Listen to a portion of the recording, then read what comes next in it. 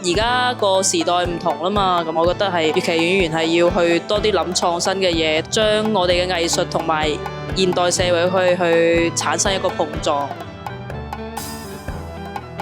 Hello， 大家好，我係粵劇演員羅妍啦。咁今次我喺頂頭鎚入面飾演嘅角色係林家鎮。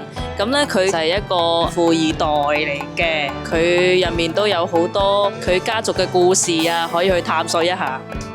覺得好新鮮而且好有挑戰嘅一件事嚟嘅，因為我哋粵劇演員係好少接觸得到其他嘅藝術演出啦，因為我哋粵劇比較傳統，然後就會有個框架，我哋成日都跳唔出去。